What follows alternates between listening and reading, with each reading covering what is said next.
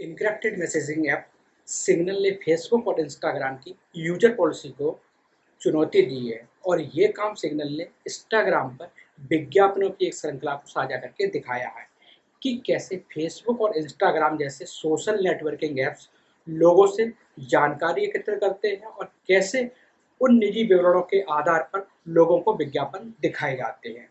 Signal ने दावा किया है कि फेसबुक जैसी कंपनियां आपके लिए नहीं बल्कि आपके डेटा के लिए तकनीक का निर्माण कर रही हैं और वो निरंतर आपके डेटा को फेसबुक, इंस्टाग्राम और व्हाट्सएप से कलेक्ट करती रहती है और समय आने पर उसे वो अपने हिसाब से उपयोग करती है।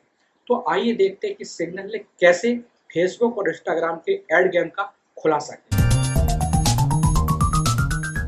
हेलो दोस्तों, मैं हूं प्रदीप सिंह कुशवाहा और यह बताने के लिए कि एफबी और इंस्टाग्राम के द्वारा टारगेटिंग एड गेम कैसे चलाए जा रहे हैं, सिग्नल ने सबसे पहले कुछ multi variant target ad campaign बनाए और इन एड्स को इंस्टाग्राम पर चलाया।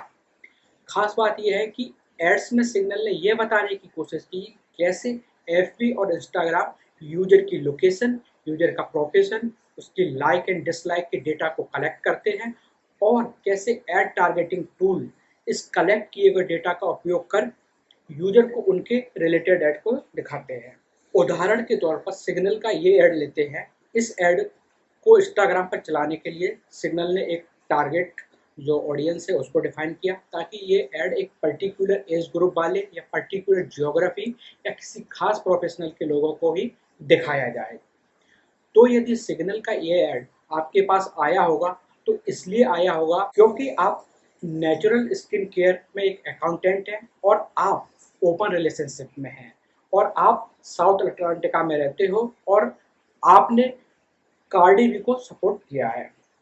इसी तरह सिग्नल ने अन्य एड्स में अलग अलग लोकेशन, अलग अलग प्रोफेशन, अलग अलग पसंद वाले लोगों को टारगेट किया है।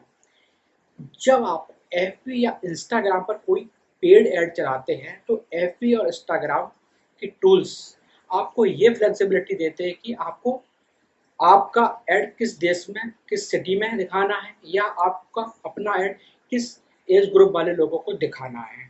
इसी आधार पर कोई प्रोडक्ट या सर्विसेज उससे संबंधित लोकेशन, एज ग्रुप या कहें कोई लाइक, डिसलाइक, प्रोफेशन को चूज करके अपनी टारगेट ऑडियंस को डिफाइन करती है ताकि उनका ऐड रिलेवेंट लोगों को दिखाया जाए क्योंकि रिलेवेंट लोग ही आगे चल के ग्राहक बन सकते हैं और तभी ऐड देने वाली कंपनी को अच्छा आरओआई मिल सकता है। जब सिग्नल ने कई एड्स इंस्टाग्राम पर चलाए तो सिग्नल के मुताबिक फेसबुक ने इंस्टाग्राम पर उसके अकाउंट को ब्लॉक कर दिया। सिग्नल ने अपने इंस्टाग्राम अकाउंट का स्क्रीनशॉट भी साझा किया है पर फेसबुक ने सिग्नल के आरोपों पर अभी भी कोई जवाब नहीं दिया है, अभी भी कोई आधिकारिक बयान जारी नहीं किया है। अब बात करते हैं कि सिग्नल फेसबुक को बार बार क्यों निशाना बना रहा है। तो दरअसल बात यह है कि सिग्नल और व्हाट्सएप एक दूसरे के प्रतिद्वंदी हैं और दोनों को अपने मार्केट शेयर को बढ़ाना है। यूजर्स को लुभाने के लिए जैसे एक कंपनी दूसरी कंपनी के प्रोडक्ट को घटिया दिखाने की कोशिश करती है, ठीक वैसे ही यहाँ हो रहा है। और ये पहली बार नहीं है जब सिग्नल ने फेसबुक पर कोई आरोप लगाया है।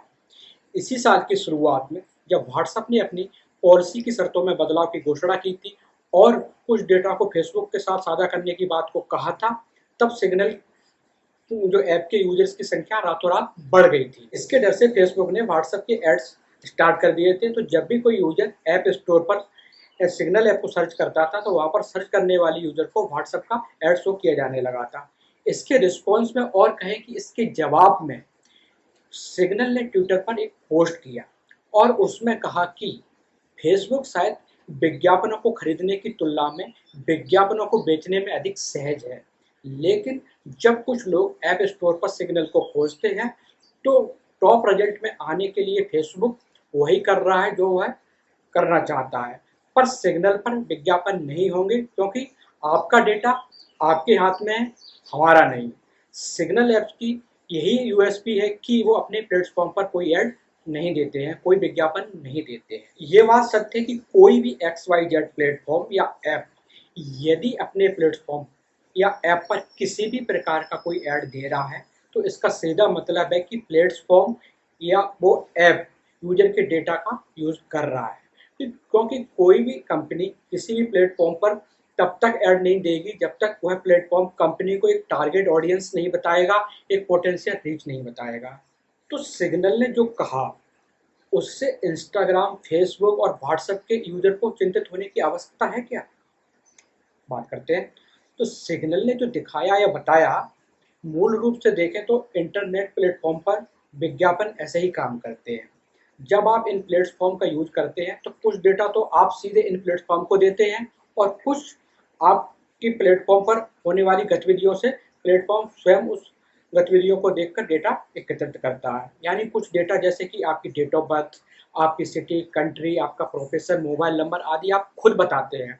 आप जब किसी प्लेटफॉर्म पर जाते हैं तो ये सारी चीज़ें आप खुद जब उस पर लॉगिन करते हैं तो आप भरते हैं। जब आप किसी प्लेटफॉर्म को यूज करते हैं, कोई उस पर विशेष टास्क परफॉर्म करते हैं, कोई एक्टिविटी परफॉर्म करते हैं, तो ये सारी एक्टिविटियों पर, इन सारी गतिविधियों पर वो सर्च इंजन या ऐप नज़र रखता है।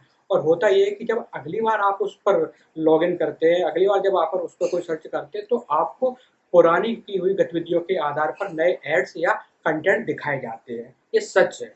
यह तथ्य कि फेसबुक और उसकी अन्य सेवाओं पर विज्ञापन यूजर के डेटा का उपयोग करते हैं, लगभग सभी को पता है। यह कोई रहस्य नहीं है। फेसबुक के राजस्व का बड़ा हिस्सा टारगेटेड विज्ञापनों के कारोबार से ही आता है, जो कुछ साल पहले कैम्ब्रिज एनालिटिका घोटाले के बाद सुर्खियों में आया था।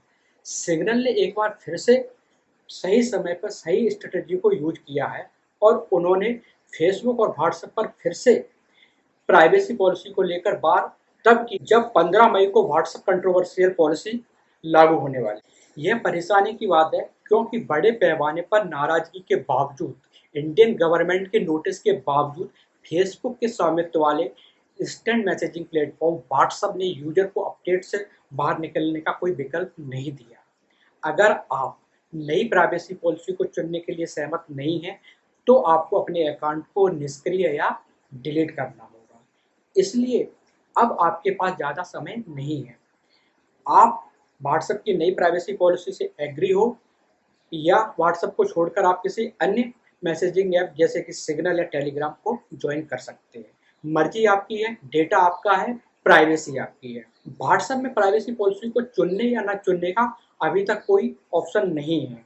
सिर्फ एक ही ऑप्शन है कि आपको उससे एग्री होना होगा। पर अन्य प्लेटफॉर्म जैसे कि फेसबुक, इंस्टाग्राम, गूगल आदि पर आप अपनी प्राइवेसी को एक हद तक टाइट कर सकते हैं। इसके लिए सबसे पहले आपको क्या करना है कि आपको जब भी कोई सोशल मीडिया ऐप, किसी प्लेटफॉर्म या किसी सर्च इंजन को यूज करते हैं, जब भी आप, तो उसकी प्राइवेसी पॉलिसी को पहले आप पढ़ें। बिना पढ़े किसी भी प्राइवेसी पॉलिसी को आपको एक्सेप्ट नहीं करना है। कोई भी ऐसे ऑप्शन पर आपको क्लिक नहीं करना है बिना पढ़े। उसके बाद आपको क्या करना है कि आपको समय समय पर अपनी जो कुकीज़ हैं उनको डिलीट करते रहना है। आपको अपनी जो हिस्ट्री है आपकी उसको डिलीट करना है और साथ ही साथ आपको कोई भी थर्ड पार्टी कुकीज़ को अपने ऐप, अपने प्लेटफॉर्म पर इंस्टॉल नहीं करना है। आज के समय में डेटा ही सबसे बड़ी पावर है।